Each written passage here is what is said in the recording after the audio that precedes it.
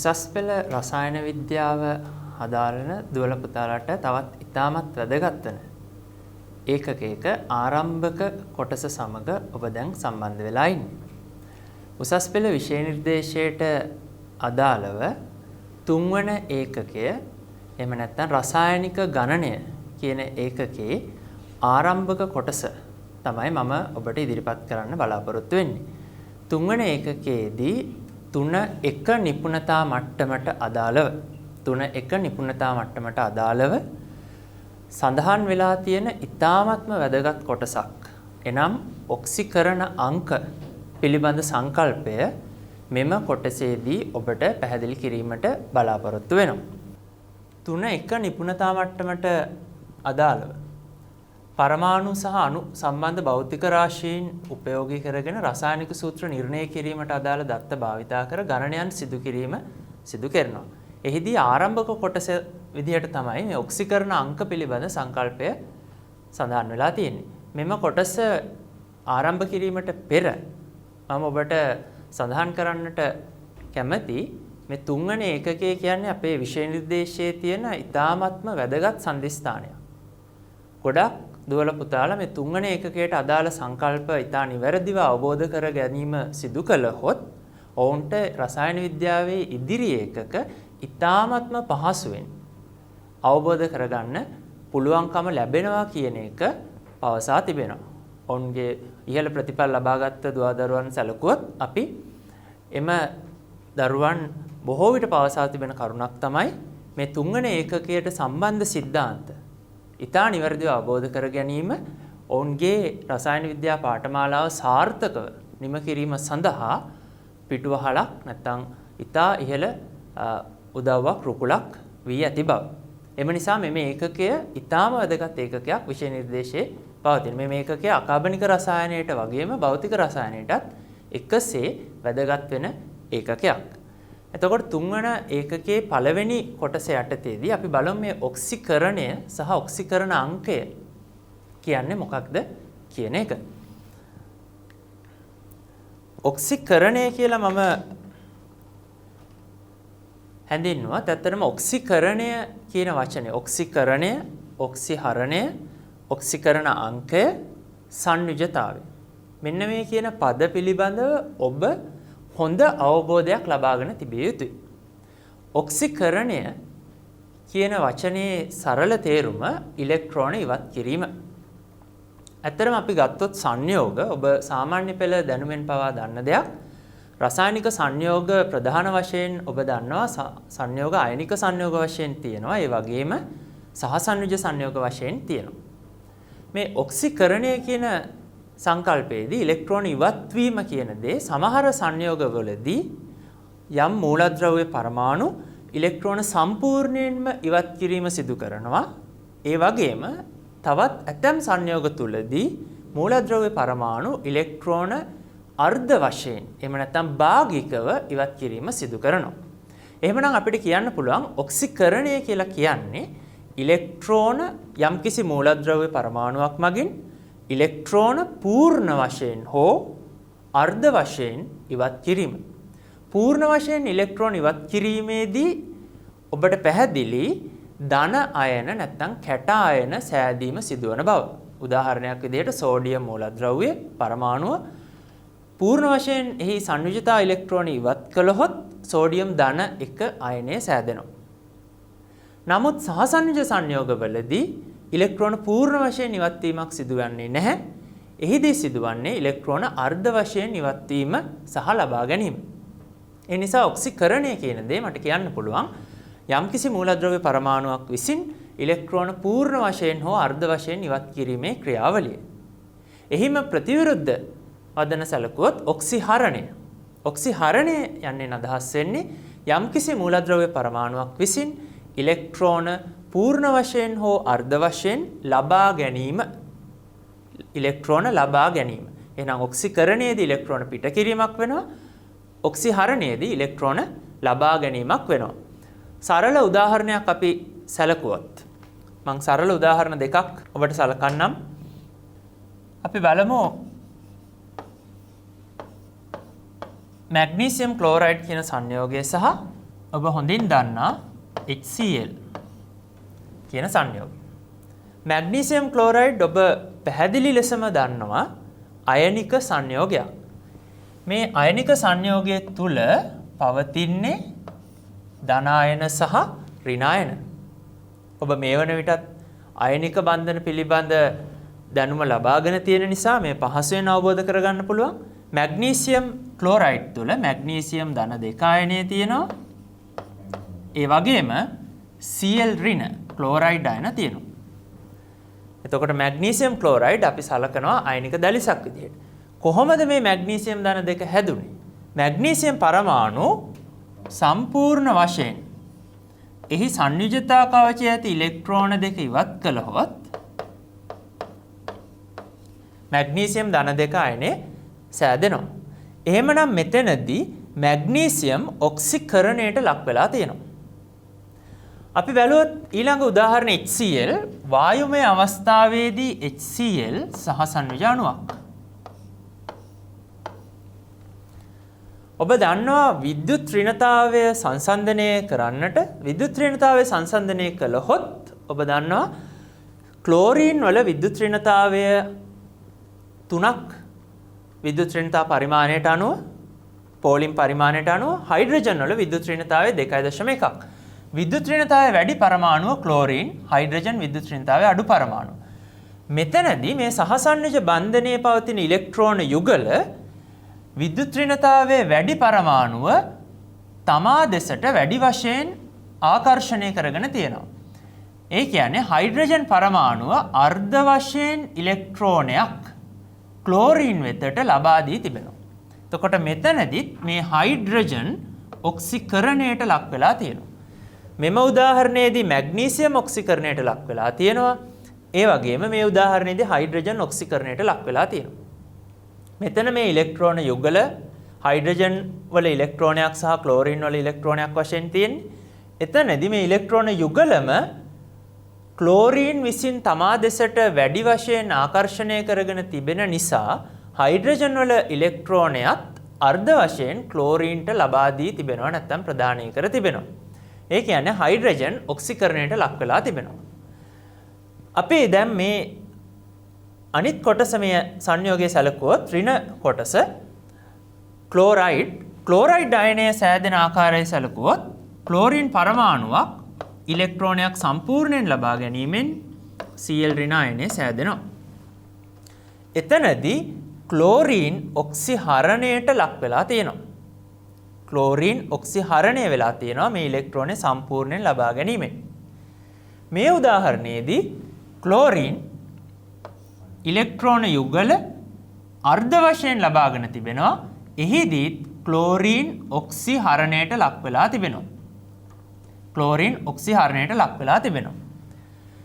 ඇත්තටම යම්කිසි පරමාණුවක් මූලද්‍රව්‍ය පරමාණුවක් අදාළ සංයෝගයේ තුලදී ඒ පූර්ණ වශයෙන් හෝ අර්ධ වශයෙන් ලබා ගනු ලබන ඉලෙක්ට්‍රෝන සංඛ්‍යාවේ සුද්ධ අගය නැත්නම් සංප්‍රයුක්ත අගය තමයි අපි ඔක්සිකරණ අංකය විදිහට සලකන්නේ. එහිදී ඉලෙක්ට්‍රෝන ලබා ගැනීමේදී ලබා ගනු ලබන සෑම ඉලෙක්ට්‍රෝනයකටම අපි ඍණ 1 ඔක්සිකරණ අවස්ථාව පවරනු ලබනවා. නැත්නම් ලබා දෙනවා. උදාහරණයක් විදිහට මෙහිදී ක්ලෝරින් පරමාණුවක් ඉලෙක්ට්‍රෝන එකක් ලබාගෙන තියෙනවා. එතනදී ක්ලෝරින් වල ඔක්සිකරණ අංකය මේ අවස්ථාවේ Cl ඍණ අයනේ ඍණ 1 බවට පත් වෙලා තිබෙනවා. ඒ වගේම ඉලෙක්ට්‍රෝනයක් ඉවත් වීමේදී ඍණාරෝපණයක් ඉවත් වීම නිසා එම ඉවත් කරන සෑම ඉලෙක්ට්‍රෝනයකටම ධන 1 ඔක්සිකරණ අංකය නැත්නම් ඔක්සිකරණ අවස්ථාව පවරනු ලබනවා. මේ ඔක්සිකරණය සහ ඔක්සිහරණය කියන ක්‍රියාවලින් දෙකේ සරල අදහස තමයි මම ඔබට පැහැදිලි කළේ. දැන් අපි බලමු ඔක්සිකරණ අංකය කොහොමද තීරණය කරන්නේ යම්කිසි සංයෝගයක් තුළ පවතින මූලද්‍රව්‍යයක කියන දේ. ඔබට මෙහිදී දක්නට ලැබෙන පරිදි රසායනික සංයෝගයක පරමාණුවක් ප්‍රදානය කරන හෝ ප්‍රතිග්‍රහණය කරන ඉලෙක්ට්‍රෝන සංඛ්‍යාව විස්තර කරන්නේ ඔක්සිකරණ අංකය මගින්. ඔක්සිකරණ අංකය තවත් විදිහකට කියන්න පුළුවන් සරලව සහසන්විජ සංරචකයකින් තොරව සියලු බන්ධන අයනිකසේ සැලකුවොත් යම් පරමාණුවකට අත්වන ආරෝපණය. එහෙම නැත්නම් අපි සහසන්විජ සංයෝගයක් වුණත් එය සම්පූර්ණයෙන්ම අයනික උනි නම් එයට ලැබිය යුතු ආරෝපණය ඔක්සිකරණ අංකය ලෙස සලකනු ලබනවා. උදාහරණයක් විදිහට ජලාණුව සලකමු. ජලාණුවේ ඔබ දන්නවා ජලාණුව කෝණික අණුවක් මේ විදිහ ව්‍යුහයක් අපිට ලුයිස් ව්‍යුහය ඉදිරිපත් කරොත් එතකොට මෙතන මේ බන්ධනයේ ඉලෙක්ට්‍රෝන යුගල ඔක්සිජන් වඩා විද්‍යුත් ඍණ ඔක්සිජන් විසින් ලබා ගනු ලබනවා. ඒ බන්ධනයේ ඉලෙක්ට්‍රෝන යුගල ලෙස අදහස් වන්නේ මෙතන හයිඩ්‍රජන් වල ඉලෙක්ට්‍රෝනය සහ ඔක්සිජන් වල ඉලෙක්ට්‍රෝනය කියන දෙකම. එතකොට හයිඩ්‍රජන් වලින් ඉලෙක්ට්‍රෝනයක් ඔක්සිජන් භාගික වශයෙන් ලබා ගන්නවා. ඒ නිසා මේ බන්ධනයේ මගින් ඔක්සිජන්ට ඉලෙක්ට්‍රෝන එකක් අර්ධ වශයෙන් ලැබිලා තියෙන නිසා ඍණ එකක ඔක්සිකරණ අවස්ථාවක් පවරන්න පුළුවන්. මෙතන බන්ධනයෙන් ඔක්සිජන්ට තවත් ඉලෙක්ට්‍රෝනයක් ඒ විදිහටම ලැබිලා තියෙන නිසා සමස්තයක් විදිහට ඍණ දෙකක් නැත්නම් ඍණ ආරෝපණ දෙකක් ඔක්සිජන් විසින් අර්ධ වශයෙන් ලබාගෙන තිබෙනවා. බැරි වෙලාවත් මේ සංයෝගය ඔබ සම්පූර්ණයෙන් අයනික වුණායයි සිතුවහොත් මේ බන්ධන බිඳ වැටෙනකොට වඩා විද්‍යුත් ඍණ පරමාණුව විසින් ඉලෙක්ට්‍රෝන ලබා ගනු ලබන නිසා මේ බන්ධන දෙක බිඳ වැටුණොත් ඔබට ලැබෙන්නේ O ඍණ දෙක අයනය සහ H ධන අයන දෙකක්. H ධන සහ O ඍණ දෙක. මෙතනදී මේ සංයෝගයේ සම්පූර්ණයෙන් අයනික වුණා නම් මේ පරමාණුව මත තිබිය යුතු ආරෝපණයේ ඍණ දෙකයි. ඒක තමයි ඔක්සිකරණ අංකය කියලා අපි සලකනු ලබන්නේ. එතකොට ඔක්සිකරණ අංකය මූලද්‍රව්‍ය පරමාණුව සංයෝගය තුල සම්පූර්ණයෙන් අයනිකව පැවතුනි නම් තිබිය යුතු ආරෝපණය ලෙස සලකන්න පුළුවන්. එහෙම නැත්නම් යම්කිසි මූලද්‍රව්‍ය පරමාණුවක් පූර්ණ වශයෙන් හෝ අර්ධ වශයෙන් පිටකර හෝ ලබාගෙන හෝ තිබෙන ඉලෙක්ට්‍රෝන සංඛ්‍යාවේ සංප්‍රයුක්ත අගය විදිහට ඔක්සිකරණ අංකය සලකන්න පුළුවන්. මෙතනදී මේ ඔක්සිජන් විසින් ඉලෙක්ට්‍රෝන දෙකක් සමස්තයක් විදිහට ලබාගෙන තියෙන නිසා ඔක්සිකරණ අංකය ඍණ දෙක වෙනවා. මේ වගේ උදාහරණ කීපයක් ඉදිරියේදී සාකච්ඡා කරනවා. එම නිසා අපි සලකා බලමු මුලින්ම ඔක්සිකරණ අංක සොයා ගැනීම සඳහා භාවිතා කළ හැකි නීති මොනවාද කියන එක. ඔබට මෙහි දැක්වෙන පරිදි පරමාණු එකම මූලද්‍රව්‍යයට අයත් වන අවස්ථාවකදී එම පරමාණු දෙක අතර බන්ධනයක් සෑදිලා තියෙන වෙලාවක උදාහරණයක් විදිහට ක්ලෝරින් වගේ අණුවකදී එම පරමාණු දෙකේ විද්‍යුත් ඍණතා වෙනසක් නොමැති නිසා එම ඉලෙක්ට්‍රෝන යුගල ඒ පරමාණු දෙකෙන් එකක්වත් වැඩි වශයෙන් තව අනිත් එකට සාපේක්ෂව ඉලෙක්ට්‍රෝන යුගල ලබා ගන්නෙ නැහැ. ඒක නිසා මෙතෙන්දී ඔබට පේනවා ඇති බන්ධන සෑදූ පරමාණු දෙක අතර විද්‍යුත් ඍණතා වෙනසක් නොමැති විට ඉලෙක්ට්‍රෝන පරමාණු අතර සමව බෙදෙනවා. එතකොට පරමාණු වල ඔක්සිකරණ අංක ශූන්‍ය වෙනවා. මම උදාහරණයක් විදිහට මේ ක්ලෝරින් වගේ අණුවක් සැලකුවොත් ක්ලෝරින් වල මේ විදිහට සහසන්විජ බන්ධනයක් තියෙන්නේ. එම පරමාණු දෙකම එකම මූලද්‍රව්‍යයට අයත් නිසා එහිදී එම මූලද්‍රව්‍ය පරමාණු දෙකේම ඔක්සිකරණ අංක ශූන්‍ය විදිහට තමයි සලකන්නේ. එහෙම නැත්නම් ඔක්සිකරණ අංකය බිඳුවක් කියලා සලකන්නේ. ඊළඟ කරුණ ඔබට පේනවා වෙනස් පරමාණු අතර ඇති සහසන්විජ බන්ධන සඳහා. සහසන්විජ අණුව වෙනස් පරමාණු වලින් සෑදිලා තියෙනකොට එතනදී අපි සලකන්නේ විද්‍යුත් ඍණතාවය. විද්‍යුත් ඍණතාවයේ වැඩි මූලද්‍රව්‍ය පරමාණුව වැඩි වශයෙන් ඉලෙක්ට්‍රෝන ලබා ගැනීමට නැත්නම් ආකර්ෂණය කර ගැනීමට පෙළඹෙනවා. එතනදී ඒ වගේ අවස්ථාවකදී ඉලෙක්ට්‍රෝන පරමාණු අතර සමව හවුලේ තබාගෙන තියෙන්නේ නැහැ. මෙවැනි බන්ධනවලදී බන්ධන ඉලෙක්ට්‍රෝන ඉහළ විද්‍යුත් ඍණ පරමාණුව වෙතට පැවරෙනවා නැත්නම් ලබා ගනු ලබනවා අර්ධ වශයෙන්. එහිදී ධන හා ඍණ ඔක්සිකරණ අංක පැන නැගෙනවා. උදාහරණයක් විදිහට මම අණුවක් මෙතනදී ඔබට ඇඳලා පෙන්නුවොත් මම මුලින්ම ගත්ත උදාහරණය HCl. එතනදී ක්ලෝරින් විද්‍යුත් ඍණතාවය වැඩි, හයිඩ්‍රජන් අඩුයි. මේ ඉලෙක්ට්‍රෝන යුගල වැඩි වශයෙන් ක්ලෝරින් දෙසට ඇදිලා තියෙන්නේ නැත්නම් ආකර්ෂණය වෙලා තියෙන්නේ. අපි දන්නවා මේ වගේ බන්ධනයක් ද්‍රවීය සහසන්විජ බන්ධනයක්. මේ විදිහට අපි ඒවා සලකුණු කරනවා ඩෙල්ටා ධන සහ ඩෙල්ටා ඍණ. එතකොට මෙතෙන්දී ක්ලෝරින් විසින් ඉලෙක්ට්‍රෝන ලබාගෙන තියෙනවා.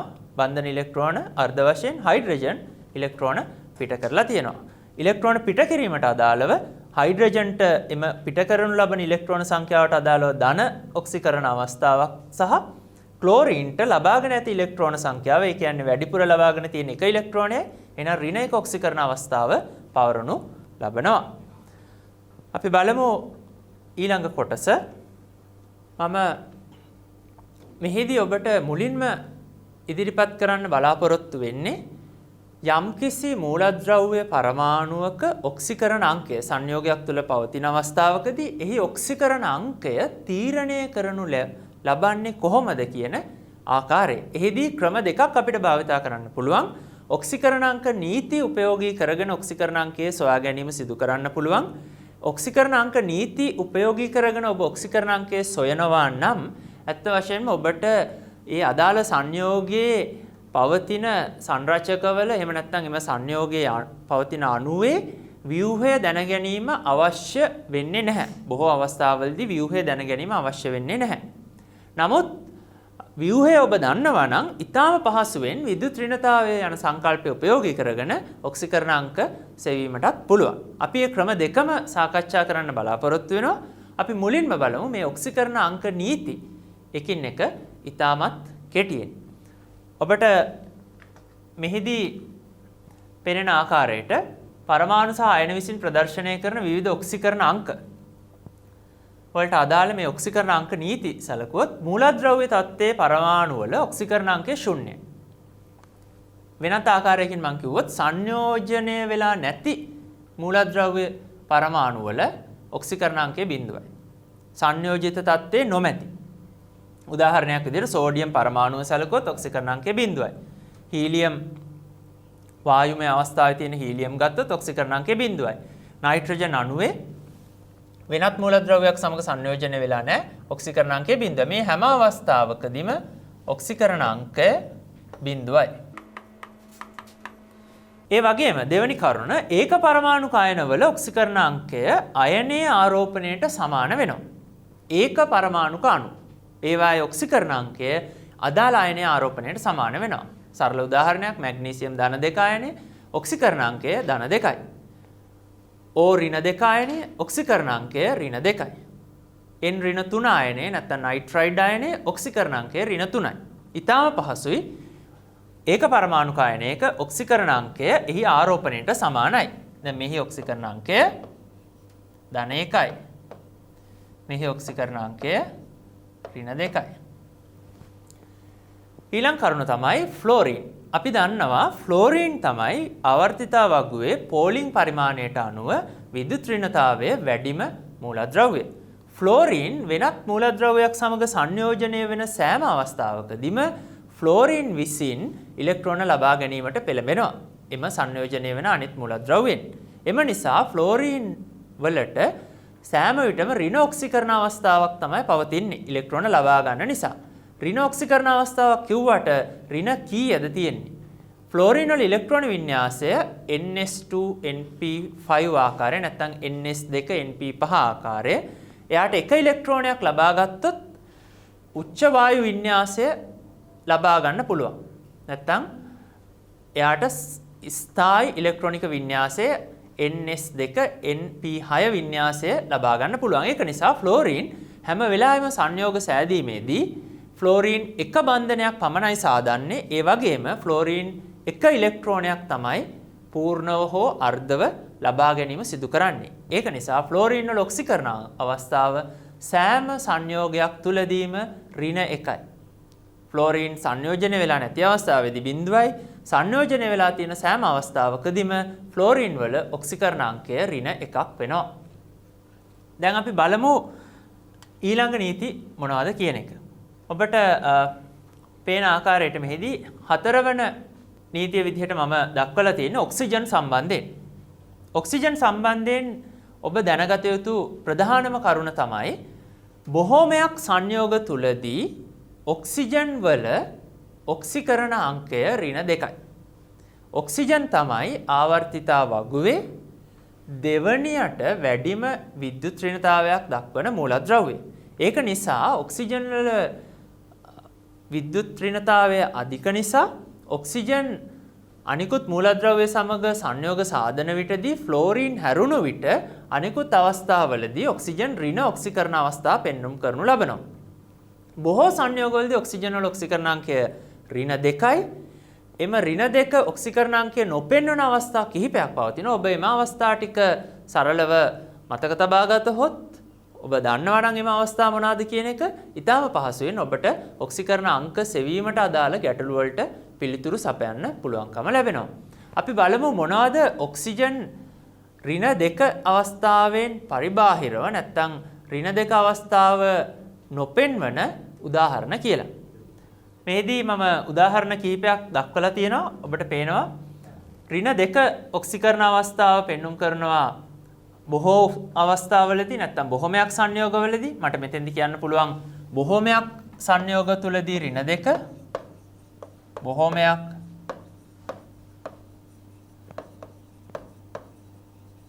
සංයෝග තුලදී ඔක්සිජන් වල ඔක්සිකරණාංකය ඍණ 2 උදාහරණ දෙකක් පමණයි දක්වලා තියෙන්නේ. ඊට අමතරව ඍණ 1 ඔක්සිකරණ අවස්ථාව පෙන්눔 කරනවා මේ පෙරොක්සයිඩ් ආයනයේදී. උදාහරණයක් විදිහට මේ පෙරොක්සයිඩ් සංයෝග උදාහරණ විදිහට ගත්තොත් සෝඩියම් පෙරොක්සයිඩ් ඔබ අකාබනික රසායනයේදී දිරිය දිගන ගන්නවා. ඒ වගේම සහසන්නිජ පෙරොක්සයිඩයක් සැලකුවොත් හයිඩ්‍රජන් පෙරොක්සයිඩ්. මේ වගේ සංයෝග තුලදී මේ ඔක්සිජන් වල ඔක්සිකරණ අවස්ථාව ඍණ 1යි. මෙහිදී සෑම විටම මම මේ මූලද්‍රව්‍ය පරමාණුවකට අදාළ ඔක්සිකරණ අංකය දැක්වීමේදී ඒ ඔක්සිකරණ අංකය දක්වන්නේ එක පරමාණුවක ඔක්සිකරණ අංකය. මෙහිදී ඔක්සිජන් පරමාණු දෙකක් පවතිනවා. නමුත් එක පරමාණුවක ඔක්සිකරණ අංකය ඍණ 1යි. මෙහිදී ඒ ආකාරයෙන්මයි. ඊට අමතරව තවත් ඔක්සයිඩ් ආකාරයක් පවතිනවා සුපර් ඔක්සයිඩ්. සුපර් ඔක්සයිඩ් වලදී ඇත්තටම සුපර් ඔක්සයිඩ් ආයනය තුලදී එක් ඔක්සිජන් පරමාණුවක ඔක්සිකරණ අවස්ථාව 0යි අනිත් ඔක්සිජන් පරමාණුවේ ඔක්සිකරණ අවස්ථාව ඍණ 1යි. එතකොට මෙහිදී ඍණ 1 සහ 0 විදිහට දක්වලා තියෙන්නේ සුපර් ඔක්සයිඩ් ආයනයේ එක් ඔක්සිජන් පරමාණුවක ඔක්සිකරණ අවස්ථාව 0යි අනිත් එකේ ඍණ 1යි. අපි මධ්‍යන ඔක්සිකරණ අවස්ථාවක් සැලකුවොත් සුපර් ඔක්සයිඩ් ආයනයේ අපිට කියන්න පුළුවන් ඍණ භාගයක් කියලා. නමුත් අත් වශයෙන්ම තියෙන්නේ එක් පරමාණුවක ඍණ 1ක් සහ අනිත් පරමාණුවේ 0 විදිහට. ඒ වගේම ඔක්සිජන් ෆ්ලෝරින් සමග සංයෝජන වෙන අවස්ථාවලදී ධන ඔක්සිකරණ අවස්ථාව පෙන්눔 කරනු ලබනවා. මම ඊට පෙර ඔබට සඳහන් කළා වගේම ෆ්ලෝරින් වඩා විද්‍යුත් ඍණ නිසා ඔක්සිජන් වලටත් වඩා ෆ්ලෝරින් බලනවා ඉලෙක්ට්‍රෝන තමා දෙසට ලබා ගන්න. ඒක නිසා එවැනි අවස්ථාවලදී ඔක්සිජන් වල ඔක්සිකරණ අංකය ධන ඔක්සිකරණ අවස්ථාවක් බවට පත් වෙනවා. උදාහරණයක් විදිහට මේ O2F2 කියන සංයෝගය සැලකුවොත් එහිදී ඔක්සිජන් වල ඔක්සිකරණ අංකය එක් පරමාණුවක ඔක්සිකරණ අංකය ධන 1යි. OF2 කියන උදාහරණය බැලුවොත් මෙතනදී ධන 2. ඔක්සිජන් සම්බන්ධයෙන් මේ කරුණු ඉතාම වැදගත්. එහිදී ඔක්සිජන් ඍණ 2 ඔක්සිකරණ අවස්ථාව නොපෙන්වන උදාහරණ සහ නොපෙන්වන අවස්ථා ඔබ විසින් දැන සිටිය යුතුයි. අපි බලමු ඊළඟ නීතිය ඔක්සිකරණ අංක වලට අදාළව. ඊළඟ මූලද්‍රව්‍ය මම දක්වලා තියෙන්නේ ඔබට පේනවා හයිඩ්‍රජන්. හයිඩ්‍රජන් විසින් පෙන්눔 කරනු ලබන ඔක්සිකරණ අවස්ථාව තමයි ඍණ 1 සහ ධන 1 සංයෝග තුලදී හයිඩ්‍රජන් එක්ක ඍණ 1 ඔක්සිකරණ අවස්ථාව පෙන්눔 කරනවා ඔබට මෙහි දැක්වෙන පරිදි. එහෙම නැත්නම් ධන 1 ඔක්සිකරණ අවස්ථාව පෙන්눔 කරනවා. හයිඩ්‍රජන් ආවර්තිතාවග්ගුවේ විද්‍යුත් ඍණතාවය අතින් බැලුවොත් හයිඩ්‍රජන් වල විද්‍යුත් ඍණතාවය 2.1යි. ඔබට මතක ඇති මම බන්ධන පාඩමේදී සඳහන් කළා. ඒ වගේම පරමාණු ව්‍යුහය යටතේදීත් ඔබට අවධාරණය කරා මේ විද්‍යුත් ඍණතාවය පිළිබඳ සංකල්පය ඉතාමත්ම වැදගත් පරමාණුක ගුණයක් බව. අපි ඉගෙන ගන්න වැදගත්ම ආවර්තිත ගුණ නැත්නම් පරමාණුක ගුණයේ විද්‍යුත් ඍණතාවය. එය සෑම අවස්ථාවකදීම අපට යෙදීමට අවස්ථාව ලැබෙනවා. සෑම කොටසකදීම කාබනික රසායනය වේවා, භෞතික රසායනය වේවා, සාමාන්‍ය රසායනය වේවා හැම අවස්ථාවකදීම මේ විද්‍යුත් ඍණතාවය කියන සංකල්පය ඒ සහ එහි යෙදීම් ඊටාම වැදගත් වෙනවා. එතකොට අලෝහ සැලකුවොත් බොහෝමයක් අලෝහ හයිඩ්‍රජන් වලට වඩා විද්‍යුත් ඍණතාවයෙන් වැඩි. ඒ වගේ අවස්ථාවලදී හයිඩ්‍රජන් වලට වඩා විද්‍යුත් ඍණතාවය වැඩි නිසා හයිඩ්‍රජන් ඉලෙක්ට්‍රෝන අර්ධ වශයෙන් පිට කිරීම සිදු කරනවා. හයිඩ්‍රජන් වලට වඩා විද්‍යුත් ඍණතාවයෙන් වැඩි නිසා බොහොමයක් අලෝහ. හයිඩ්‍රජන් එයට වඩා වැඩි විද්‍යුත් ඍණ පරමාණුවක් සමග සංයෝජනය වෙන අවස්ථාවකදී ඒ අවස්ථාව නිරූපණය කරන්න තමයි මේ අලෝහ සමග සාධන සංයෝග කියලා දාලා තියෙන්නේ. අලෝහ කියන එකෙන් මෙතෙන්දී අදහස් වෙන්නේ අතන මේ විද්‍යුත් ඍණතාවයේ හයිඩ්‍රජන්ට වඩා වැඩි මූලද්‍රව්‍ය වෙන්න ඕනේ. එතනදී හයිඩ්‍රජන් වල ඔක්සිකරණ අංකය ධන 1යි. උදාහරණයක් මේ දක්වලා තියෙන සංයෝග ගත්තොත් ජලය, මීතේන්, CH4 ඒ වගේ සංයෝගවලදී හයිඩ්‍රජන් ධන 1 ඔක්සිකරණ අවස්ථාව පෙන්වනවා. ඒ වගේම හයිඩ්‍රජන්ට වඩා විද්‍යුත් ඍණතාවයේ අඩු නැත්නම් විද්‍යුත් ධන මූලද්‍රව්‍ය සැලකුවොත් හයිඩ්‍රජන්ට වඩා විද්‍යුත් ධන මූලද්‍රව්‍ය සැලකුවොත් ඒ මූලද්‍රව්‍ය වලදී හයිඩ්‍රජන් ඉලෙක්ට්‍රෝන ලබා ගැනීමට නැඹුරු වන නිසා සහ හයිඩ්‍රජන් සෑම විටම ලබා ගනු ලබන්නේද එක ඉලෙක්ට්‍රෝනයක් පමණක් නිසා හයිඩ්‍රජන් වල ඔක්සිකරණ අවස්ථාව ඍණ 1ක් වෙනවා. ඒ කියන්නේ හයිඩ්‍රජන් සංයෝග තුලදී පෙන්වුම් කරනු ලබන්නේ ධන 1 හෝ ඍණ 1 කියන ඔක්සිකරණ අවස්ථා දෙකෙන් එකක් විතරයි. මේ සඳහා තියෙන හොඳම උදාහරණ කාණ්ඩය තමයි ලෝහ හයිඩ්‍රයිඩ්. ලෝහ හයිඩ්‍රයිඩ් වලදී හයිඩ්‍රජන් වල ඔක්සිකරණ අවස්ථාව ඍණ 1යි. මේ වගේ සංයෝග තුලදී ඇත්තටම තියෙන H ඍණ අයන. H ඍණ සහ සෝඩියම් ධන මේකෙදි. මෙතනදී මැග්නීසියම් ධන දෙක සහ H ඍණ අයන දෙකක් පවතින්නේ. ඒතර හයිඩ්‍රජන් සම්බන්ධයෙන් ඔබ දැනගත යුතු කරුණු තමයි ඒ මං සඳහන් කළේ.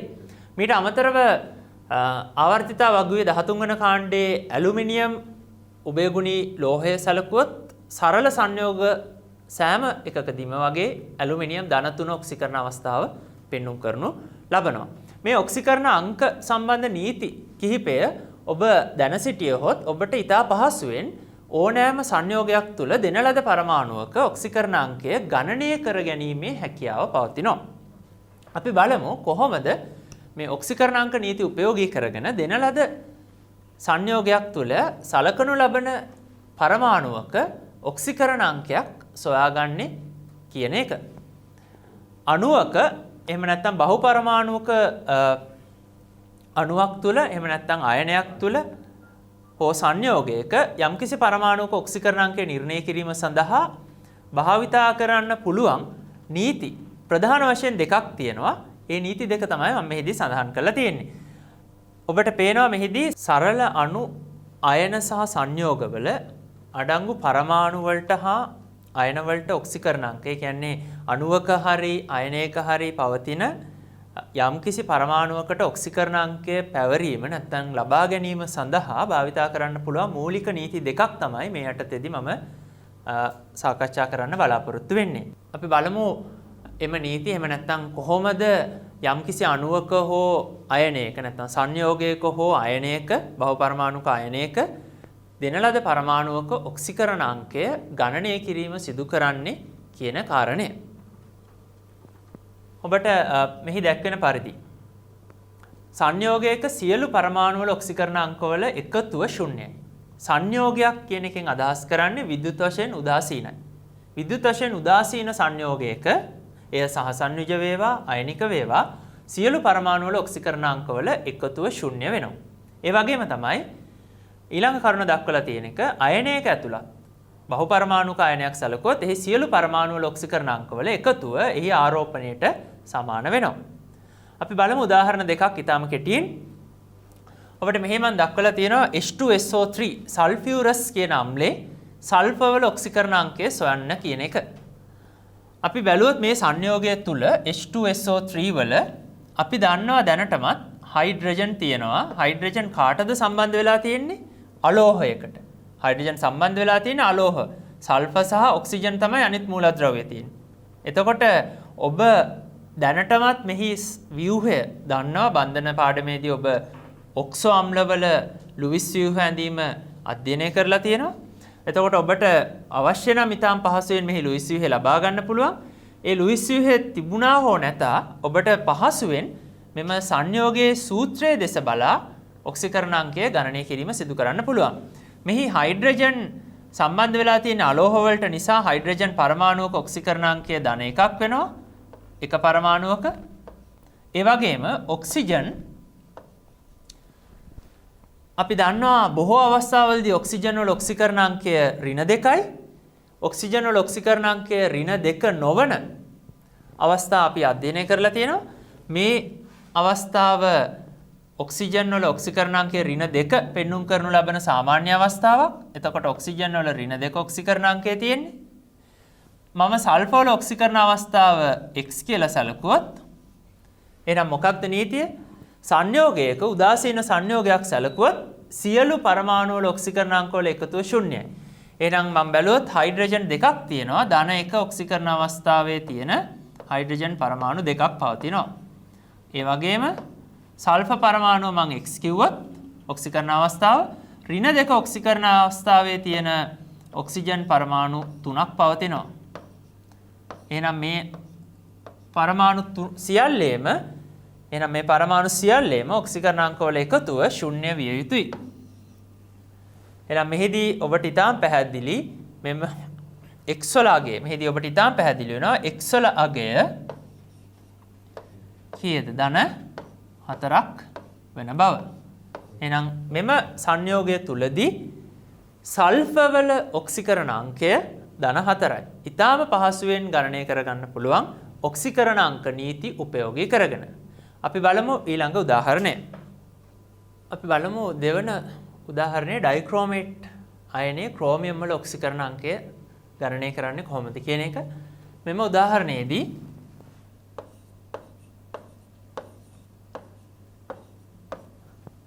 ක්‍රෝමියම් වල ඔක්සිකරණ අවස්ථාව මම x කියලා සැලකුවොත් මේ බහුපරමාණුක අයනයක් අයනයක සියලු පරමාණු වල ඔක්සිකරණාංක වල එකතුව එහි ආරෝපණයට සමාන විය යුතුයි.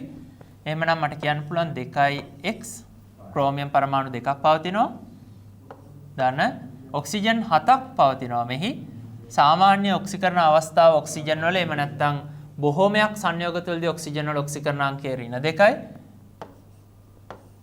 -2 අවස්ථාවේ ඇති ඔක්සිජන් පරමාණු 7ක් තියෙනවා. සමස්ත ආරෝපණය -2යි. එතකොට බහුපරමාණුක අයනයක සියලුම පරමාණු වල ඔක්සිකරණාංක වල එකතුව එහි ආරෝපණයට සමාන විය යුතුයි. මෙහිදී ඔබට පැහැදිලි වෙනවා මේ x වල අගය ඔබට ලැබෙනවා ධන 6ක්. එහෙමනම් ක්‍රෝමියම් වල ඔක්සිකරණාංකය ධන 6ක් වෙනවා මෙම අයනය තුලදී. ක්‍රෝමියම් වල ඔක්සිකරණාංකය මෙම අයනය තුලදී ධන 6ක් වෙනවා. අපි බලමු තුන්වෙනි උදාහරණය. අයනික සංයෝගයක් මම ලබා දීලා තියෙනවා. ඔබට අයනික සංයෝගයක් ලබා දී තිබෙන අවස්ථාවකදී ඔක්සිකරණාංක සෙවීමට පෙර ඊටාම පහසුවෙන් සිදු කළ හැකි දෙයක් තමයි මෙම සංයෝගයේ සෑදී තිබෙන අයන මොනවාද කියන එක හඳුනා ගන්න එක. එම අයන වලට වෙන් කිරීමෙන් පසු එම එක් එක් අයනය තුලදී එම අදාළ මූලද්‍රව්‍ය පරමාණුවේ ඔක්සිකරණාංකය වෙන වෙනම ගණනය කිරීම සිදු කරන්නට පුළුවන්කම තියෙනවා. අපි බලමු මෙම සංයෝගය. ඔබට පැහැදිලි මෙම සංයෝගය ඇමෝනියම් නයිට්‍රේට් අයනික සංයෝගයක්.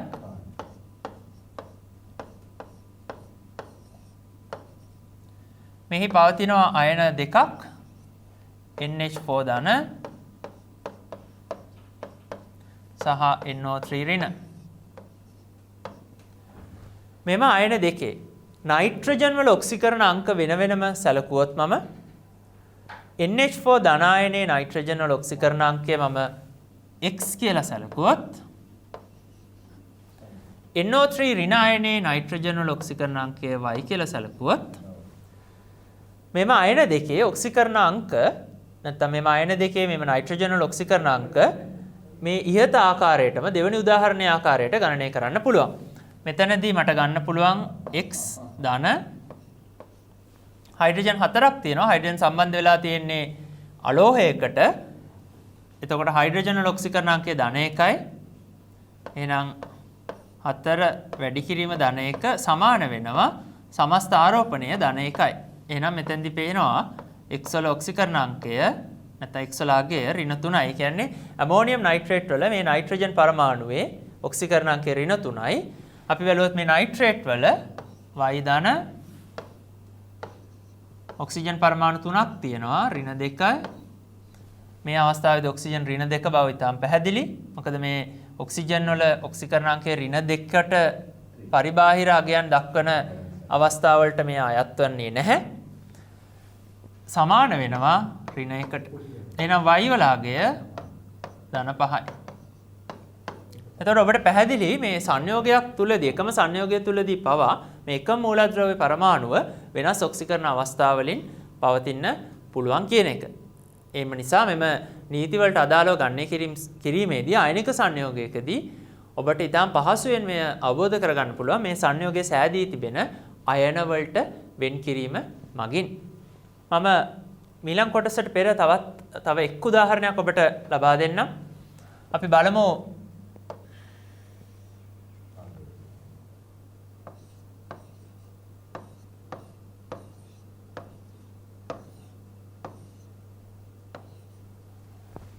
මේ ආකාරයේ සංයෝගයක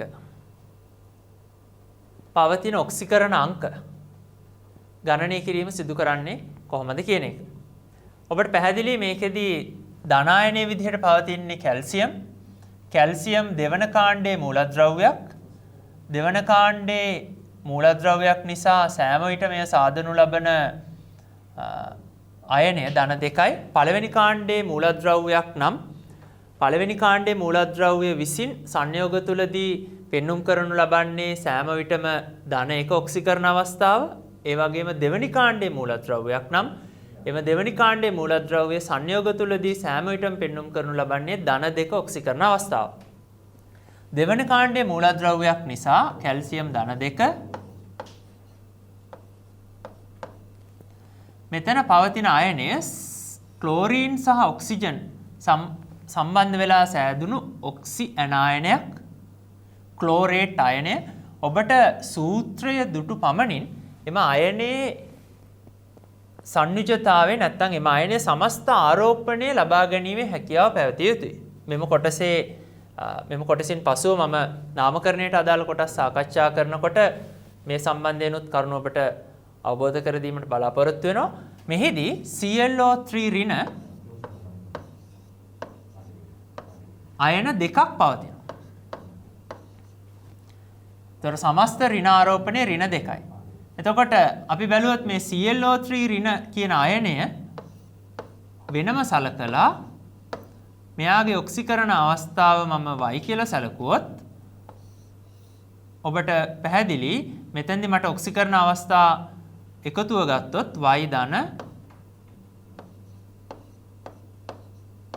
ඔක්සිජන් 3ක් පවතිනවා. 3 වැඩි කිරීම ඍණ 2 මේක සමාන වෙනවා කීයටද? සමස්ත ආරෝපණය ඍණ 1යි.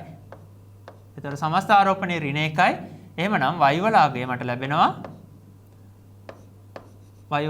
ලැබෙනවා ධන 5ක් විදිහට.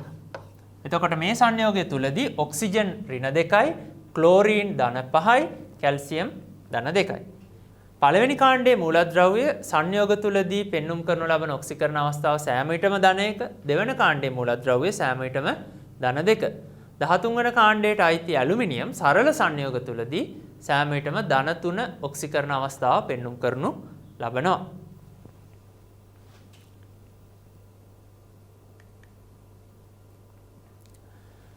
අපි දැනට සාකච්ඡා කරේ ඔක්සිකරණ අංක නීති උපයෝගී කරගෙන කොහොමද ඔක්සිකරණ අංකය ගණනය කරන්න කියන එක. එම නීති වලට අමතරව ඔබ සංයෝගයේ ව්‍යුහය ඇඳීමට හැකියාව තිබෙනවා නම් ඔබට සංයෝගයේ ව්‍යුහය ලබා දී තිබෙනවා නම් හෝ ඔබට සංයෝගයේ ව්‍යුහය පහසුවෙන් ඇඳගත හැකි නම් එම සංයෝගයේ ව්‍යුහය ලුයිස් ව්‍යුහය උපයෝගී කරගෙන ඉතාම පහසුවෙන් ඕනෑම මූලද්‍රව්‍ය පරමාණුක ඔක්සිකරණ අංකය ගණනය කර ගැනීමේ හැකියාව පවතිනවා. එහිදී ඔබ දැනගත යුතු වන්නේ සහසන්නිජ බන්ධනයකදී එම බන්ධනය සාදා තිබෙන පරමාණු දෙක එකිනෙකට වෙනස් නම් එම බන්ධන ඉලෙක්ට්‍රෝන වඩා විද්‍යුත් ඍණ පරමාණු විසින් වැඩි වශයෙන් ලබා ගන්නා බව. ඔබ සැලකුවොත් තනි සහසන්නිජ බන්ධනයක් එහිදී වඩා විද්‍යුත් ඍණ පරමාණු එම බන්ධන ඉලෙක්ට්‍රෝන දෙක වැඩි වශයෙන් තමා දෙසට ලබා ගන්නා නිසා එම මූලද්‍රව්‍ය පරමාණුවට ඍණ 1ක ඔක්සිකරණ අවස්ථාවක් පැවරීමට නැත්නම් ලබා දීමට හැකියාව තියෙනවා. උදාහරණයක් විදිහට මම සැලකුවොත් කාබන් ඩයොක්සයිඩ් වගේ අණුවක්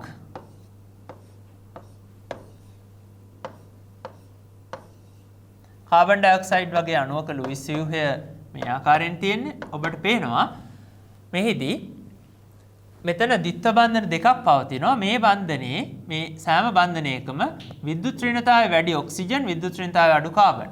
එතකොට මෙම බන්ධනයේ ඉලෙක්ට්‍රෝන යුගල වැඩි වශයෙන් නැඹුරු වෙලා තියෙන ඔක්සිජන් පැත්තට. ඒක නිසා මෙතනින් ඍණ එකක් ලබා දෙන ඔක්සිජන්ට, මෙතනදී කාබන්ට ධන එකක් ලබා දෙනවා. මේ බන්ධනයේ තේ ආකාරයේම ඍණ එක සහ ධන එක. මෙම ද්විත්ව බන්ධනයේ ධන එක ඍණ එක, ධන එක ඍණ එක. එතකොට මේ සමස්ත ඔක්සිකරණ අවස්ථාව ඔබට පේනවා ඔක්සිජන් වල ඍණ 2යි, කාබන් වල ඔක්සිකරණ අවස්ථාව ධන 4යි. මේ ඔක්සිජන් පරමාණුවෙත් ඍණ 2 ඔක්සිකරණ අවස්ථාව ලැබෙන්නේ. අපි බලමු උදාහරණ කීපයක් මෙම ක්‍රමයෙන් කොහොමද ලබාගන්නේ කියන එක. මම පළවෙනි උදාහරණය දාලා තියෙන්නේ ෆොස්ෆරික් අම්ලය H3PO4. ඔබට පහසුවෙන් මෙහි ලුයිස් ව්‍යුහය ලබා ගන්න පුළුවන් ෆොස්ෆරික් අම්ලයේ.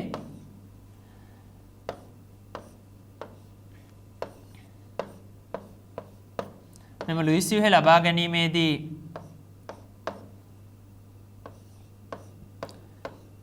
ෆොස්ෆරස් විසින් සාදනු ලබන ඔක්සෝ අම්ලයක හයිඩ්‍රජන් පරමාණු ගන්නට වඩා වැඩිපුර ඔක්සිජන් පරමාණු මෙහි පවතින නිසා මෙම හයිඩ්‍රජන් සංඛ්‍යාවට සමාන OH කාණ්ඩ සංඛ්‍යාවක් මේ සංයෝගය තුළ පැවතිය යුතුයි. ඉතුරු වෙන ඔක්සිජන් පරමාණුව ද්විත්ව බන්ධනයක් සාදනු ලබනවා. මෙහි ලුයිස් ව්‍යුහයේ ආකාරය මේ විදිහට තියෙන්නේ. අපි බැලුවොත් මේ එක එක පරමාණුවේ ඔක්සිකරණ අංකය වෙන වෙනම ඉතාම පහසුවෙන් අපිට ලබා ගන්න පුළුවන්. මෙම ඔක්සිජන් පරමාණුව සැලකුවොත් එය බන්ධන සාදාගෙන තිබෙනවා හයිඩ්‍රජන් සහ ෆොස්ෆරස් සමග. මෙම OH බන්ධනය සැලකුවොත් හයිඩ්‍රජන් වල විද්‍යුත් ඍණතාවය අඩුයි ඔක්සිජන්ට වඩා. එම නිසා මෙම බන්ධනයෙන් ඍණ එකක් ඔක්සිජන්ට ලබා දෙන්න පුළුවන්. මෙහිදී ධන එකක්. හේතුව තමයි මෙම ඉලෙක්ට්‍රෝන යුගල වැඩි වශයෙන් ඔක්සිජන් දෙසට නැඹුරු වී තියෙන්නේ. එම ඉලෙක්ට්‍රෝන යුගල ලෙස අපි හඳුන්වන්නේ හයිඩ්‍රජන් වල ඉලෙක්ට්‍රෝනයක් සහ ඔක්සිජන් වල ඉලෙක්ට්‍රෝනයක්. එතකොට හයිඩ්‍රජන් වල ඉලෙක්ට්‍රෝනයත් ඔක්සිජන් විසින් අර්ධ වශයෙන් ලබාගෙන තියෙන නිසා තමයි මේ ඍණ එකක් ලබා දීලා තියෙන්නේ. මේ බන්ධනයේ ඔක්සිජන් සහ ෆොස්ෆරස්, එතනත් ඔක්සිජන් විද්‍යුත් ඍණයි, මෙතන ෆොස්ෆරස් ධන 1. මෙතන ද්විත්ව බන්ධනයක් තියෙන්නේ ඔක්සිජන් ඍණ 1, ෆොස්ෆරස් ධන 1. මෙතනත් ෆොස්ෆරස් ධන 1, ඔක්සිජන් ඍණ 1. මෙතන ෆොස්ෆරස් ධන 1, ඔක්සිජන් ඍණ 1. මෙතනදී හයිඩ්‍රජන් ධන 1, ඔක්සිජන් ඍණ 1. මෙතනත් ෆොස්ෆරස් ධන 1, ඔක්සිජන් ඍණ 1. ඔක්සිජන් ඍණ 1, හයිඩ්‍රජන් ධන 1. සමස්ත ඔක්සිකරණ අංක සියල්ලේම සමස්ත එකතුව සැලකුවොත් ධන 1, 2, 3, 4, 5. ෆොස්ෆරස් ධන 5 ඔක්සිකරණ අවස්ථාව පෙන්වනවා. හයිඩ්‍රජන් පරමාණු සෑම එකක්ම ධන 1 ඔක්සිකරණ අවස්ථාව පෙන්වනවා කියන එක ඔබට පැහැදිලි. ඒ වගේම මේ සෑම ඔක්සිජන් පරමාණුවක්ම ඍණ 2 ඔක්සිකරණ අංකය පෙන්වුම් කරනු ලබනවා. ඒතර මේ ආකාරයට ඔබට ව්‍යුහය මගින් ඉතාම පහසුවෙන් ඔක්සිකරණ අංක ලබා ගැනීමේ හැකියාව පවතිනවා. මම තවත් එක් උදාහරණයක් සලකන්නම්. මේ ඩයික්ලෝරෝ මීතේන් කියන සංයෝගය.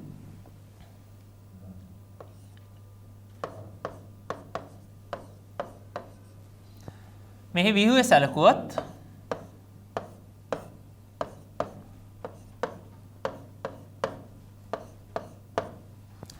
මේ ආකාරයට තියෙන්නේ. එතකොට ඔබට පේනවා මේ කාබන් සහ හයිඩ්‍රජන් අතර තියෙන සහසන්නිජ බන්ධනය සැලකුවොත් කාබන් වල විද්‍යුත් ඍණතාවය වැඩි ඍණ 1, හයිඩ්‍රජන් ධන 1. මෙතන CH බන්ධනයත් ඒ ආකාරයෙන්මයි. ක්ලෝරින් ඍණ 1, කාබන් ධන 1. ක්ලෝරින් විද්‍යුත් ඍණතාවය වැඩි කාබන් වලට වැඩිය. මෙතනත් කාබන් ධන 1, ක්ලෝරින් ඍණ 1. මෙතනදී ඔබ බැලුවොත් මේ සංප්‍රයුක්ත අගය ඔක්සිකරණ අංකය අපි ඔක්සිකරණ අංකය සඳහා සලකුණක් සමග තමයි අගය පවරනු ලබන්නේ. එහිදී මේ සංප්‍රයුක්ත අගය නැත්තම් සමස්ත ඔක්සිකරණ අංකය සැලකුවොත් මේ කාබන් පරමාණුවේ මෙතන ධන 1, ඍණ 1, ධන 1, ඍණ 1 බිඳුවයි. ඒතර සංයෝගයක් තුලදී යම්කිසි මූලද්‍රව්‍ය පරමාණුවක ඔක්සිකරණ අංකය ශුන්‍ය විය හැකියි. ක්ලෝරින් සහ හයිඩ්‍රජන් සැලකුවොත් හයිඩ්‍රජන් ධන 1යි, ක්ලෝරින් වල ඔක්සිකරණ අංකය ඍණ 1යි. ඒතර මේ උදාහරණයෙන් ඔබට පැහැදිලි වෙනවා මේ සංයෝගයක් තුල පවතින ඕනෑම මූලද්‍රව්‍ය පරමාණුවක ඔක්සිකරණ අංකය බිඳුව වෙන්න පුළුවන් කියන කාරණය. මෙතෙන්දි මම තවත් කරුණක් ඔබට පැහැදිලි කරන්නම්. අපි ඔක්සිකරණ අංකය කියන එක විදිහට හඳුනාගත්තේ යම්කිසි මූලද්‍රව්‍ය පරමාණුවක් පූර්ණ වශයෙන් හෝ අර්ධ වශයෙන් සංයෝගයක් තුලදී නැත්නම් සංයෝජනයේදී ලබා ගනු ලබන සහ පිට කරනු ලබන ඉලෙක්ට්‍රෝන වල සංප්‍රයුක්ත නැත්නම් සමස්තයගේ ඉලෙක්ට්‍රෝන පිට කිරීමේදී අපි පිට කරනු ලබන ඉලෙක්ට්‍රෝනයකට ධන 1 ඔක්සිකරණ අවස්ථාව පවරනවා. ඒ වගේම ඉලෙක්ට්‍රෝන ලබා ගැනීමේදී ලබා ගන්නා සෑම ඉලෙක්ට්‍රෝනයකටම ඍණ 1 ඔක්සිකරණ අවස්ථාව පවරනවා.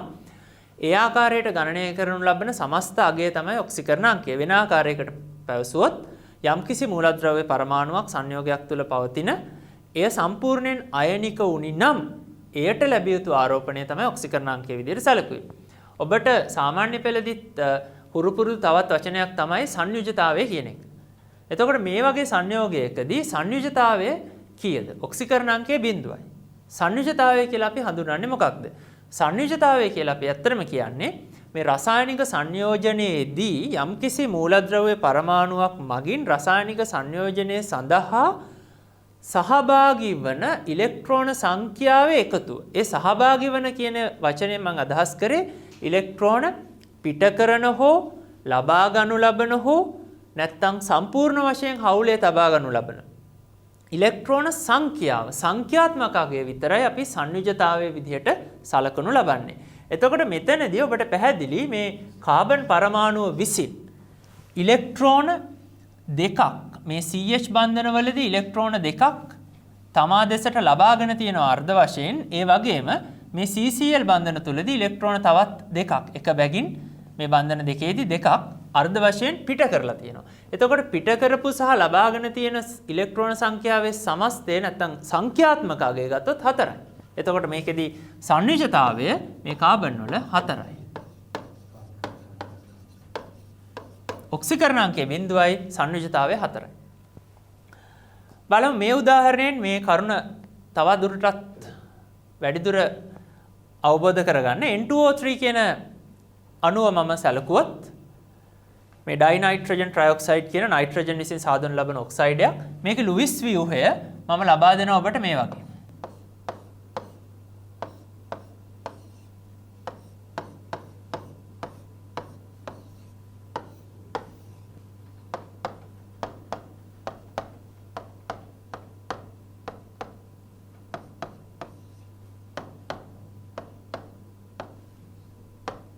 මේ තමයි N2O3 වල ලුයිස් ව්‍යුහය. ඔබට මේ ලුයිස් ව්‍යුහය දෙස බලලා පහසුවෙන් ඒ පරමාණු වල ඔක්සිකරණාංක ලබා ගන්න පුළුවන්. මම මේ නයිට්‍රජන් පරමාණු දෙකේ ඔක්සිකරණාංක සහ සංයුජතාව ඔබට ලබා ගන්න ආකාරය පැහැදිලි කරන්නම්. මෙම නයිට්‍රජන් පරමාණු සැලකුවොත් ඔබට පේනවා ඔක්සිජන් සමග සම්බන්ධ වෙලා තියෙනවා. එතකොට ඔක්සිජන් විද්‍යුත් ඍණතාවය වැඩි. එහෙනම් ඍණ 1 ධන 1. මෙතනත් ධන 1 ඍණ 1. මෙතනදී බලන්න විශේෂත්වය නයිට්‍රජන් පරමාණු දෙකක් විද්‍යුත් ඍණතාව වෙනසක් නැහැ. ඒක නිසා ඇත්තටම විද්‍යුත් ඍණතාවයේ සුළු වෙනසක් පවතිනවා ඔක්සිකරණ අංක ආරෝපණ හැම වෙනස් වෙන නිසා. නමුත් එය අපි මෙතෙන්දී සලකන්නේ නැහැ. එකම මූලද්‍රව්‍ය පරමාණු නිසා අපි එතනදී පවරනු ලබන්නේ බිඳුව ඔක්සිකරණ අවස්ථාව. මෙතනදී ගත්තොත් මේ නයිට්‍රජන් වල මෙතන ධන 1 ඍණ 1 ධන 1 ඍණ 1 ධන 1 මේ බන්ධනේ ඍණ 1. දැන් බලන්න සමස්ත ඔක්සිකරණ අංකය මේ නයිට්‍රජන් පරමාණුවේ බලන්න සමස්ත ඔක්සිකරණ අංකය ධන 1 ධන 1 ධන 2යි මෙතන බිඳුවයි. එතකොට මෙතනදී ඔක්සිකරණ අංකය මේ නයිට්‍රජන් වල ලැබෙන්නේ ධන 2යි. මෙතන නයිට්‍රජන් පරමාණුව සැලකුවොත් ඔක්සිකරණ අංකය බලන්න ධන 1යි මේ බන්ධනේ ධන 1යි 2යි ධන 3යි මෙතන දැනටමත් ආරෝපණයක් පවතිනවා. එම ආරෝපණයක් පවතිනවා කියන එකේ අදහස ඉලෙක්ට්‍රෝනයක් අමතරව දැනටමත් පිටකිරීමක් සිදු කරලා. එම ආරෝපණයත් සැලකීමට ලක් කරන්න ඕනේ. ව්‍යුහය තුල පවතින ආරෝපණ අපි සලකනවා. අපි විසින් පවරනු ලබන ආරෝපණ වලට අමතරව යම් පරමාණුක ආරෝපණ පවතිනවා නම් දැනටම එම ආරෝපණත් සලකලා සමස්තය තමයි ගණනය කරනු ලබන්නේ. එතකොට ධන 1 2 3 4 ධන 4 තමයි ඔක්සිකරණ අංකය. දැන් මොකද කියන්නේ සංයුජතාවය පිළිබඳව. සංයුජතාවය කියන එක බැලුවොත් මේ නයිට්‍රජන් පරමාණු දෙකේ. මේ නයිට්‍රජන් පරමාණුව විසින් මෙතන ඉලෙක්ට්‍රෝන දෙකක් අර්ධ වශයෙන් ලබා දීලා ඔක්සිජන්ට නැත්නම් ඔක්සිජන් සමග හවුලේ තබාගෙන තියෙනවා. මෙතන නයිට්‍රජන් සමග හවුලේ තබාගෙන තියෙනවා. එහෙනම් මෙතන සංයුජතාවය 3යි නයිට්‍රජන් වල. මෙතනදී සංයුජතාවය මේ බන්ධනයේදී ඉලෙක්ට්‍රෝනයක් සම්පූර්ණයෙන්ම හවුලේ තබාගෙන තියෙනවා. මෙතන බන්ධන දෙකේ ඉලෙක්ට්‍රෝන දෙකක් අර්ධ වශයෙන් ඔක්සිජන්ට ලබා දීලා හවුලේ තබාගෙන තියෙනවා. ලබා දී හවුලේ තබාගෙන තියෙනවා. එතකොට මෙතනදී ඉලෙක්ට්‍රෝන 3ක් ඔක්සිජන් නයිට්‍රජන් වලින් සම්බන්ධ වෙලා තියෙනවා රසායනික සංයෝජනය සඳහා. මෙතන බන්ධනයේදී තව ඉලෙක්ට්‍රෝනයක් ඔක්සිජන්ට අර්ධ වශයෙන් ලබා දීලා තියෙනවා. එය හවුලේ පවතිනවා. නමුත් ලබා දීලා තියෙනවා අර්ධ වශයෙන්. එතකොට 1යි 2යි 3යි 4යි බන්ධන 4ක් තියෙනවා. ඒ කියන්නේ ඉලෙක්ට්‍රෝන 4ක් රසායනික සංයෝජනයට සහභාගී වෙලා තියෙනවා. එයාගේ ආරෝපණයකුත් පවතිනවා. එතකොට සංයුජතාවයේ සැලකීමේදී අපි මේ වගේ අවස්ථාවකදී පවතින බන්ධන සංඛ්‍යාව සහ යා මත තියෙන ආරෝපණ සියල්ලේම සංඛ්‍යාත්මක අගේ සලකුණ ලකුණ සලකන්නේ නැතුව සංඛ්‍යාත්මක අගේ තමයි සලකන්නේ. එතකොට 1යි 2යි 3යි 4යි බන්ධන මෙතන ආරෝපණයයි 5යි. එතකොට මෙයාගේ සංයුජතාවය වෙනවා 5ක්. ඇත්තට මෙතනදී මේ සංයුජතාවය සඳහා මේ ආරෝපණ සලකනු ලබන අවස්ථාව අපි සලකන්නේ මෙතන විද්‍යුත් සංයුජතාවය. මේ බන්ධන වලට සහභාගී වෙලා තියෙන නැත්නම් සහසංයුජ බන්ධන සංඛ්‍යාව අපි සලකනවා සහසංයුජතාවය. එතකොට සමස්තයක් විදිහට සංයුජතාවය සලකුවොත් 5ක් වෙනවා මේකේ. එතකොට මේ නයිට්‍රජන් වල සංයුජතාවය 5යි, මේ නයිට්‍රජන් වල සංයුජතාවය 3යි. ඔක්සිකරණාංක ධන 2යි ධන 4යි. ඔබ නැවත බැලුවොත් ඔක්සිකරණාංක නීති වලට අනුකූලව මෙම සංයෝගයේ ඔක්සිකරණාංකය ලබා ගත්තොත් මේ නයිට්‍රජන් දෙකම අපි එතකොට හිතන්නේ එකම ඔක්සිකරණාංකයේ තියෙනවා කියලා x කියලා දැම්මොත් එහෙනම් මට කියන්න පුළුවන් මෙතන 2x ධන 3 වැඩි කිරීම ඍණ 2 ඔක්සිජන් 3ක් තියෙනවා සමානයි මේකේ ආරෝපණයක් නැහැ බිඳුවයි. මේ ආකාරයට ඔබ ගණනය කළොත් ඔබට x වල අගය විදිහට ලැබෙන්නේ ධන 3යි. ඇත්තට මේ ධන 3 කියන්නේ මේ නයිට්‍රජන් පරමාණුවක සත්‍ය ඔක්සිකරණාංකය නොවන බව ඔබට පැහැදිලි. මෙතනදී ඇත්තටම අපිට ලැබිලා තියෙන්නේ මේ මධ්‍යන අගයක්. ඒ සියලු පරමාණු නැත්තම් එකම මූලද්‍රව්‍ය පරමාණු සියල්ලම සලකලා මෙතන නයිට්‍රජන් දෙකක් තියෙන නිසා ඒ නයිට්‍රජන් දෙකේම මධ්‍යන අගය තමයි නැත්නම් එක පරමාණුවකට ලැබිය යුතු මධ්‍යන ආරෝපණය මධ්‍යන ඔක්සිකරණ අවස්ථාව තමයි මෙහිදී අපිට ලැබිලා තියෙන්නේ. ඇත්තට මේ අගය සැබෑ ඔක්සිකරණ අවස්ථාවට වඩා වෙනස්. ඒ කියන්නේ අපිට ඔක්සිකරණ අවස්ථාව යම්කිසි සංයෝගයක දෙන ලද පරමාණුවක ඉතාමත් නිවැරදිව ලබා ගැනීම සඳහා ලුයිස් ව්‍යුහය භාවිතා කළ හැකි බව. සරල අයන සහ සංයෝගවලදී ඔබට ඔක්සිකරණාංක නීති භාවිතා කරන්න පුළුවන්. නමුත් ඔබට ඉතා නිවැරදිව මේ ඔක්සිකරණාංකය ලබා ගැනීමට අවශ්‍ය නම් එහිදී ඇත්තටම ඔබ අදාළ සංයෝගයේ ව්‍යුහය උපයෝගී කරගත යුතු වෙනවා. ඔබට මෙහි දැක්වෙනවා මේ ඔක්සිකරණය සහ ඔක්සිහරණය කියන ක්‍රියාවලීන් සම්බන්ධ වෙලා තියෙන ප්‍රතික්‍රියා අපි රෙඩොක්ස් ප්‍රතික්‍රියාව විදිහට හඳුන්වනවා කියන එක. එහිදී ඇත්තටම මේ ඔක්සිකරණය සහ ඔක්සිහරණය යන ක්‍රියාවලි දෙකම එක විට සිදු වෙනවා ප්‍රතික්‍රියාව තුළදී.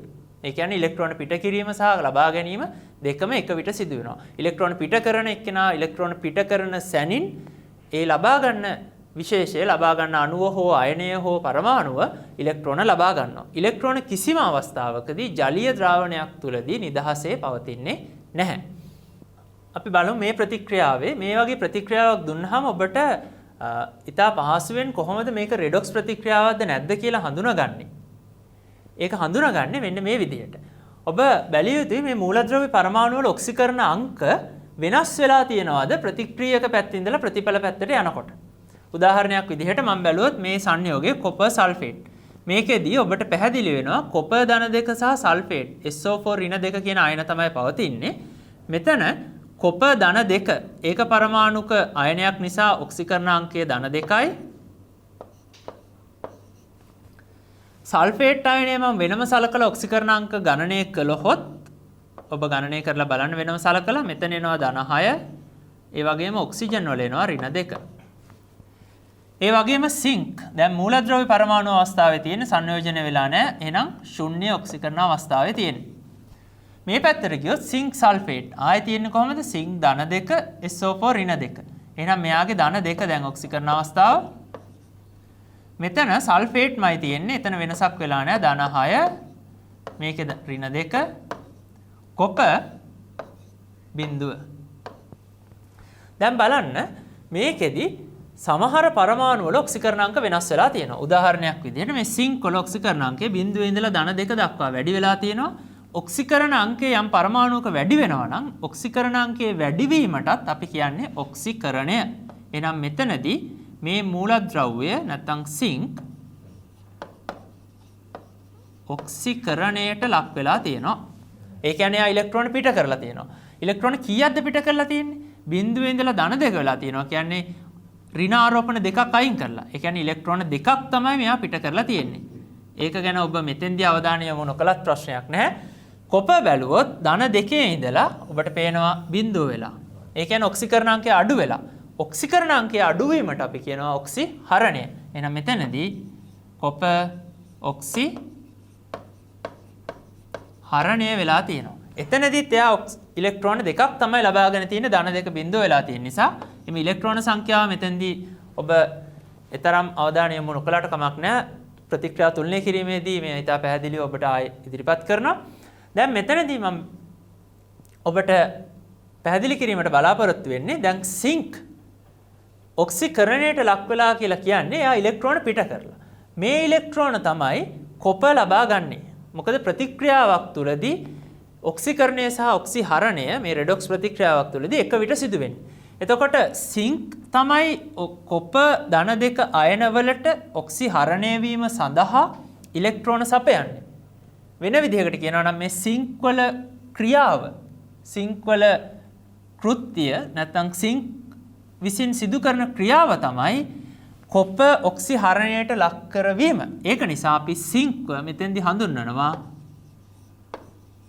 ඔක්සිහාරකය. ඔක්සිකරණයට ලක් වෙන විශේෂය ඔක්සිහාරකය. ඔක්සිකරණය වෙලා තියෙන්නේ ඔක්සිකරණයට ලක්වන විශේෂය ඔක්සිහාරකය. මෙතෙන්දී ඔක්සිහරණය වෙලා තියෙන්නේ කොප ධන 2. එයා ඉලෙක්ට්‍රෝන ලබා ගන්න සිංක් වලින්. එයා ඉලෙක්ට්‍රෝන ලබා ගන්න නිසා තමයි සිංක් ඔක්සිකරණය වෙන්නේ. එහෙමනම් මට කියන්න පුළුවන් මේ කොප ධන 2 තමයි සිංක්ව ඔක්සිකරණයට ලක් කරලා තියෙන්නේ. මෙයා තමයි ඔක්සි කාරකය. එහෙනම් මේ කොප ධන 2 එහෙම නැත්නම් මේ සංයෝගය කොප අඩංගු සංයෝගයේ ඔක්සිකාරකය සිංක් තමයි ඔක්සිහාරකය. ඒ ආකාරයට ඔබට ඔක්සිකරණ ඔක්සිහරණ ප්‍රතික්‍රියාවක් හඳුනා ගන්න පුළුවන්. ඒ වගේම ඔක්සිකාරකය කියන්නේ මොකක්ද සහ ඔක්සිහාරකය කියන්නේ මොකක්ද කියන එක පහසුවෙන් හඳුනා ගන්න පුළුවන් ඒ අදාළ විශේෂයන්ගේ ක්‍රියාවලිය මත. එහෙමනම් දුවල පුතාලා මම හිතනවා ඔබට මේ ඔක්සිකරණය කියන සංකල්පය පිළිබඳව ඔක්සිකරණ අංක සෙවීම සම්බන්ධයෙන් ඔබ අනුගමනය කළ යුතු ක්‍රියාවලීන් මොනවද කියන එක සම්බන්ධයෙන් සහ සංයුජිතාවය කියන පදේ නැත්නම් සංයුජිතාවය කියන අදහස සම්බන්ධයෙන් ඒ වගේම ඔක්සිකාරක සහ ඔක්සිහාරක කියන්නේ මොනවද කියන දේවල් සම්බන්ධයෙන් හොඳ අවබෝධයක් මෙම පාඩමේදී ලැබෙන්න ඇති කියන එක. අපි මෙම කොටසේ ඊළඟ පාඩම තුලින් සාකච්ඡා කිරීමට බලාපොරොත්තු වෙනවා මේ ඔක්සිකරණ ඔක්සිහරණ ප්‍රතික්‍රියා තුලනය කරන්නේ කොහොමද කියන එක. එම කොටසින් අපි නැවත හමු වෙනතුරු ඔබ සැමට ආයුබෝවන්.